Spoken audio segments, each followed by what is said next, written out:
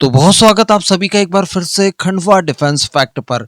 आप सभी अपनी स्क्रीन पर इस समय ये वीडियो देख रहे हैं। ये वीडियो वही है जो भारतीय नौसेना की विजय गाथा को बताता है, साथ ही हमारे देश की गरिमा को भी बढ़ाता है, क्योंकि ये वीडियो वही है जिसमें उस भारतीय झंडे वाले जहाज को छुड़वाया गया है भारतीय नौसेना द्वारा, जिसका नाम देश गरिमा है। चलिए आगे जानते हैं क्या खबर निकल कर आई है। आप सभी से निवेदन रहेगा कि वीडियो को अंत तक देखते हुए चैनल को सब्सक्राइब जरूर कर दीजिएगा, और यार केवल 2 सेकंड्स का काम है, वीडियो को लाइक जरूर कीजिएगा। तो देखिए, भारतीय नौसेना की अगर बात की जाए तो भारतीय नौसेना इंडियन ओशन रीजन में बहुत बड़े स्केल पर ऑपरेट करती है। हम सभी लोगों ने पास्ट में भी देखा, समुद्री लुटेरों के चलते जब किसी भी व्यापारिक जहाज के ऊपर कोई भी विपदा आई, फिर वो भारत का जहाज हो या फिर अन्य किसी भी देश का जहाज ही क्यों ना हो, इवन ईरान पाकिस्तान के ही जहाज क्यों ना हो, अगर भारतीय नौसेना से मदद मांगी गई है तो भारतीय नौसेना तत्काल वहां पर पहुंची है। पहुंचने के बाद इन्होंने अपने ऑपरेशन शुरू किए हैं। समुद्री लुटेरों को या तो जहाज को छोड़कर भागने के लिए बाध्य कर दिया या फिर कई बार इन्हें बंधक तक बना लिया, लेकिन भारतीय नौसेना ने अपने सभी कर्तव्यों का पालन किया है। अपनी शक्ति का प्रदर्शन करते हुए हिंद महासागर में जितनी भी ट्रांसपोर्टिंग होती है उसे हमेशा स्वतंत्र बनाए रखने के लिए प्रतिबद्धता जताई है। इसमें हमें कितना भी नुकसान हो, कितना भी खर्च वहन करना पड़े, लेकिन भारतीय नौसेना ने हमेशा इसे अपना परम कर्तव्य मानते हुए इस काम को किया है। जबकि हम सभी लोगों ने देखा कि कई बार चाइनीज नेवी तक भी संदेश पहुंच जाते हैं, लेकिन वो कभी बचाने के लिए नहीं आए हैं। हमेशा इस क्षेत्र में ऑपरेट करते हुए आपने भारतीय नौसेना को ही देखा होगा, और पास्ट में भी ऐसे कई सारे वीडियोस मैंने आपके साथ शेयर किए, जिसमें बहुत ही दुर्लभ वीडियो जैसे कि मार्कोस कमांडोज के डायरेक्टली ऑपरेशंस भी देखने के लिए मिले।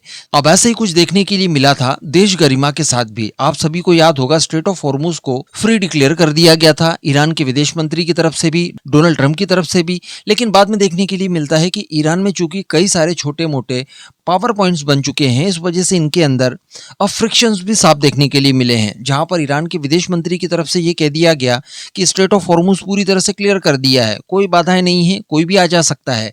तो वहीं पर आईआरजीसी के द्वारा इसके बिल्कुल विपरीत जाकर स्ट्रेट ऑफ हॉर्मुज को ब्लॉक करने की कोशिश की गई, जिसके चलते भारत के ऑयल टैंकर्स के ऊपर भी गोलीबारी की गई थी। आप सभी को ध्यान होगा उस समय, जिसकी वजह से इन्हें वापस जाना पड़ा। इसमें से बताया जा रहा है कि देश गरिमा नाम के एक ऑयल टैंकर को भारतीय नौसेना बलपूर्वक स्ट्रेट ऑफ हॉर्मुज पार करवाकर फाइनली भारत ले आती है। जी हां, मैं आपको बता दूं कि ये जहाज सकुशल भारतीय नौसेना के सानिध्य में मुंबई पहुंच चुका है। इस भारतीय ऑयल टैंकर में बताया जा रहा है कि 31 की संख्या में क्रू मेंबर्स थे जो कि भारतीय थे, और साथ ही 97,000 मीट्रिक टन क्रूड ऑयल भी था। साथ ही ये भी बताया जा रहा है कि अभी भी भारत के लगभग 12 शिप्स इस क्षेत्र में फंसे हुए हैं। तो कहने का मतलब अब समय आ चुका है कि उन्हें भी इसी माध्यम से वहां से सकुशल निकाला जाए। अभी तक भारत किसी भी दो देशों के कॉन्फ्लिक्ट में डायरेक्टली बीच में इन्वॉल्व होना नहीं चाहता था।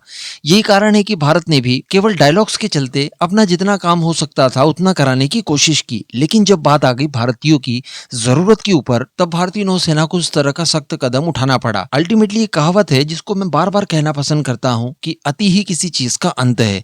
जब सारी चीजें पीक तक पहुंच जाती है, उसके बाद आपके पास कार्रवाई करने के अलावा अन्य कोई विकल्प नहीं बचता। ऐसी चीजें कुछ यहाँ पर भारतीय नौसेना के संदर्भ में भी देखने के लिए मिल रही है।